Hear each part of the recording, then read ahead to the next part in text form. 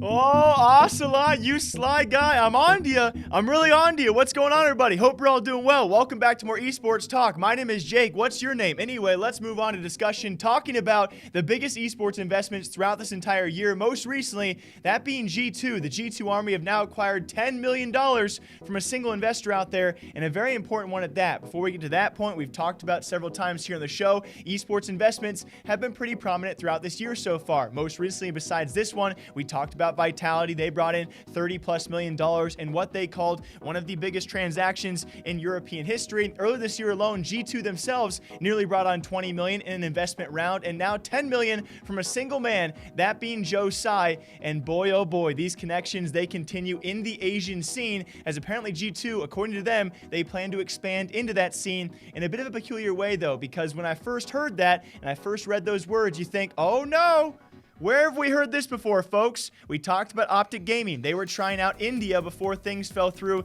for the entire organization. They might have been a bit ahead of their time, a bit too much, too fast, too much, too soon, I should say, with how much Infinite Entertainment bit off, obviously more than they could chew when they acquired Optic Gaming. Now, obviously, rest in peace. Before that, though, I guess, we had some other prominent figures in the esports scene try and express their concerns about possible expansion. And then afterwards, we have teams like FaZe Clan supposedly signing some under the rug kind of things we've talked about here, as they maybe try and expand into the Asian market, especially when it comes to mobile and viewership being astounding over there. Alongside FaZe Clan, Fnatic have already announced plans to actually move and integrate a facility into India. Also, by the way, shocker, a part of the Asian scene, as we see slowly but surely a lot of these organizations out there try and step into the Asian/Chinese market, whether it be with players with full teams and full rosters, or like this one, G2, they don't want to build a Chinese team. Yes, I must clarify, as they take on, I would say, a guy like Joe Tsai, who has heavy Asian and Chinese connections, as it does seem,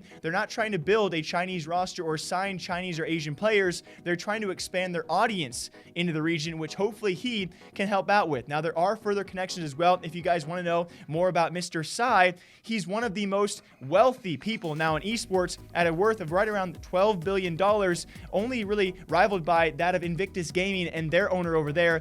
Billions and billions of dollars. We'll talk about him in the and hopefully in the future as well. But this guy is very wealthy. His connections could be very deeply rooted in that scene, and that's what G2 is after. Mr. Tsai himself goes on to state that apparently when it comes time to expanding your viewership to the Chinese audience, it's the difference in culture between NA, EU, South America, and especially Chinese culture. It makes it hard to actually, break through that barrier, and hopefully he can help out with G2 expanding their audience and not expanding their teams, which was a bit of a letdown, to be honest. I would love to see a PUBG Mobile G2 team, but maybe not right now. But even further connections, besides his connections when it comes time to the Chinese or Asian scene out there, he's also connected to, well, one of the teams he does own, the Brooklyn Nets of the NBA. Why this is full circle? For all of you guys who do not remember, we talked about this many months ago. Mark Cuban came out and called esports organizations a bad investment. Mark Cuban also owns an NBA team, that being the Dallas Mavericks. This prompted a G2 owner, that being Ocelot, response. He talked about how he was going to be worth through G2 Esports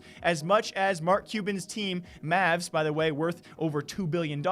He said down the line he'll be worth just that much through G2 Esports. Shortly after, within a few months, what does Ocelot do? He takes on a different NBA owner investment, that being Joe Tsai of the Brooklyn Nets. He takes $10 million from him, trying to get ever closer to Mark Cuban's valuation for his Mavs team, which again is going to be probably way, way down the line. But I respect you, Ocelot, for going full circle. You get dissed on in a sense by an NBA investor of some sorts, so you bring in a different NBA investor.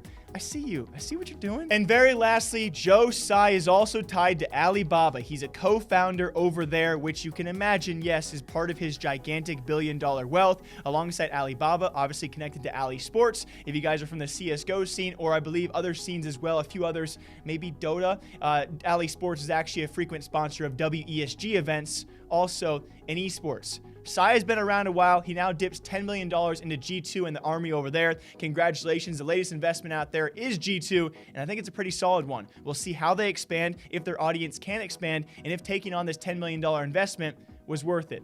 Until next time, hope you guys all take care of yourselves. Breaking down esports and gaming news here all day long, every single day. Until next time, take care. I'll see y'all back here sometime soon.